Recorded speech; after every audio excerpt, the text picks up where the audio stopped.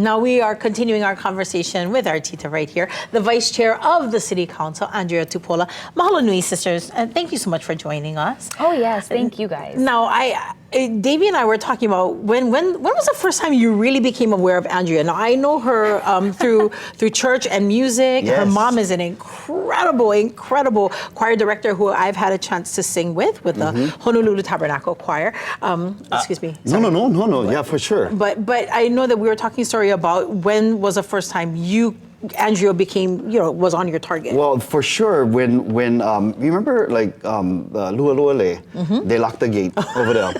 And we saw Tito over there by the gate standing by asking the officials. Yeah, it was a while ago. Yeah. And she's over there, I'm standing by the gate, where the key? Bring them over here so we can open them up for our West Side commuters to get to their homes on the West Side. And recently you guys have had something to celebrate regarding Pahe'e, is it Pahe'e Road? Pa'akea Road. Update us on that real quick, sis. It is amazing because I've been in office about 10 years and all that time ago, I think 2015, I was really adamant that this particular road was set to be open. It wasn't open. It was going to help our community a lot because a lot of the accidents that were happening, that would be a exact bypass to skip those areas in Farrington that might be blocked. Yeah. So I felt like back then it was super important. So I was really nailing it. At the time, Tulsi Gabbard was actually our congresswoman.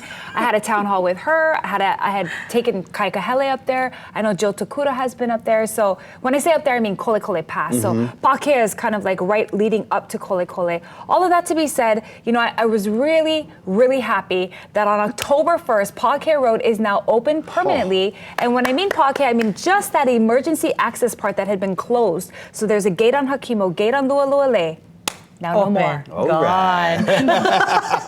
It only took 10 years. Thank you, sister, That's it. for Just pushing 10 it. years. And her standing at the gate, where the key? Where's Well, my and I gotta key? thank DOT because really, I think Ed Sniffen had seen that their upcoming bridge work was going to need a bypass. So naturally, he was looking for a road that if they did close off for any type of construction, they'd have a ulterior road that people could use. So he actually took the steps. So DOT is a huge part of this. Want to thank the state for partnering with the city to make this happen. Beautiful. Awesome. Now in 2024, you and some partners like Kamuhai and Tristan Kalama, they got together and put on Priced Into Paradise Expo. This happened last year. That was the inaugural. Now this past Saturday, it was the second annual. Yeah. Now we can say, give us your a little bit of recap. How did things go?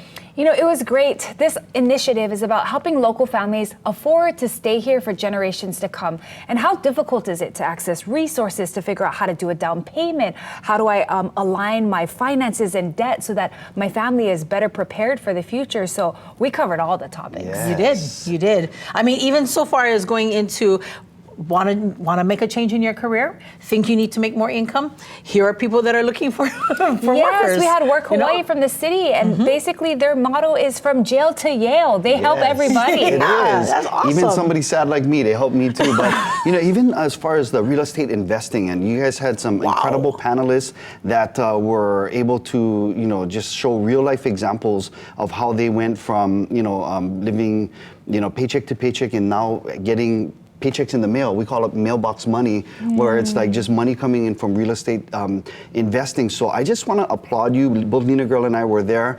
Just to applaud you and your team for putting on an event and thinking, just being proactive and thinking about ways that we can keep our kama'aina here in Hawaii. So I hope this is not going to be the last one. No, definitely. Every year we kind of listen, get the feedback, and then alter. So this year we actually incorporated a handful of economical homes that are available for purchase. Oh, yeah. Yes. That was new. Last year we didn't talk about that. We put up a few duplexes in Wai'anae, 7 of them, each of them 4 hours to put up. Oh my gosh, I know. One tool. So there's a lot of different styles out there. Of course, there's different needs. I think there was a handful of people that flew over from Hawaii Island.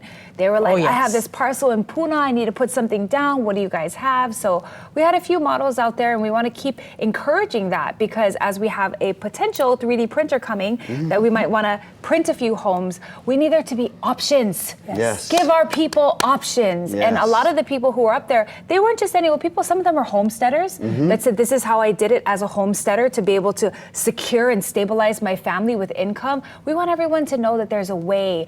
If we can keep these generations together, take advice from our elderly, give advice to the grandkids, I think our families are going to be better, solidified together. And I think this will build stronger communities. More love than this. anything, this is changing the narrative. We no longer need to hear that other phrase. Now we get to hear the phrase priced into paradise. Yes.